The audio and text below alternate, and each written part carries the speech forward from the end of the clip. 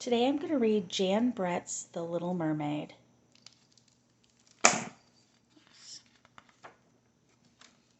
Under the sea, an octopus family got ready for a swim before breakfast. "Time to put on your new hat, baby," said Oka-san. Baby did not like the floppy new hat. The hat was not happy either. As the octopus family set off behind their house, a little mermaid spotted their front door. Kinero had been drifting in a warm current with her puffer fish friend. "Take care," Puffy warned. "You never know who may live there." "But I'm so curious," she said. Kinero sashayed toward the seashell house.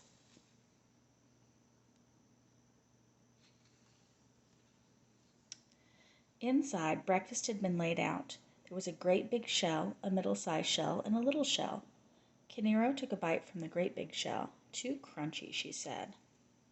The little mermaid tried the tender bites in the middle-sized shell. "Too slimy," she said.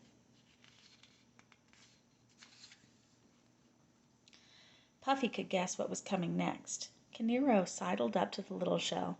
In a minute, the tempting tidbit had disappeared. "Just right," she said. "All gone," said Puffy, as he wondered whose breakfast it really was.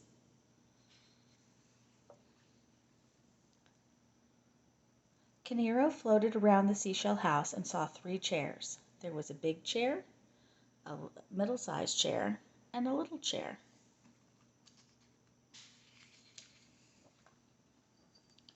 She sat down on the large coral chair. "Too many bumps," she said as she smoothed her scales. Kinero wriggled into the middle-sized chair. Down she went. "This chair is too slippery," she gasped. The little chair was the prettiest of all, and Kinero sat on it. "Just right," she said, and then she gave her fins a flippery flip. All that wiggling broke the chair into bits.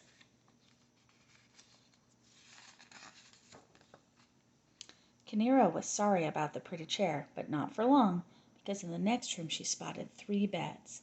She and Puffy had been swimming for hours and were ready for a nap. She swam over and settled in.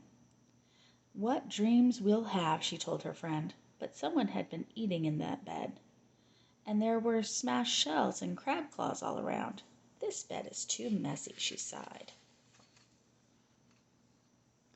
She flopped down on the middle-sized bed. "This bed is too squishy," she complained.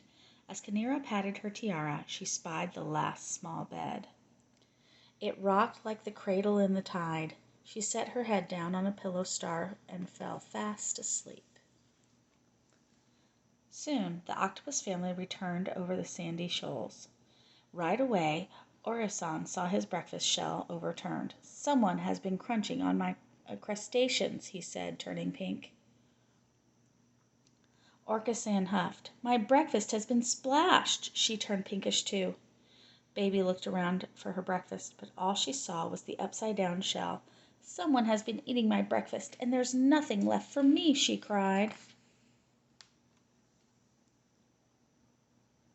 Ota-san saw that his coral chair looked different. "Someone has been sitting on my chair," he announced, even redder. Oka-san went from pink to red when she saw her chair. "Who has been squishing my chair and scattering my teacups?" she said. Baby saw her beautiful chair all in pieces. The hermit crabs were taking it. "My chair is going, gone," she cried. Sensing something else was amiss, Ota-san squeezed into the bedroom. "Someone has been sleeping in my bed." He blasted ocean water and kicked up the star-shaped sand. Puffy felt the ripples as Oka-san jetted toward her bed. The soft seaweed she liked to drowse in was tangled and torn. "Someone has been sleeping in my bed," she said. Baby octopus peeked inside her tiny bed. A beautiful mermaid was sleeping there. "Somebody has been sleeping in my bed, and there she is." The little mermaid opened her eyes and saw the adorable octopus. The baby's eyes were soft and sweet. Her skin was shell pink. Her graceful arms danced, but she was wearing the oddest hat the little mermaid had ever seen. Kinero, who didn't like to see anyone unhappy, gasped. "That will not do," she thought about her tiara.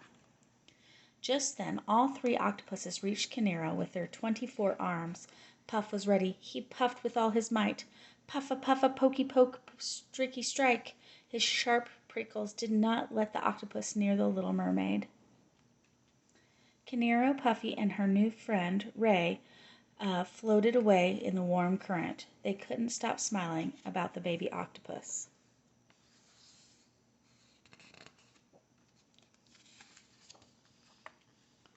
She looked radiant in her brand new tiara.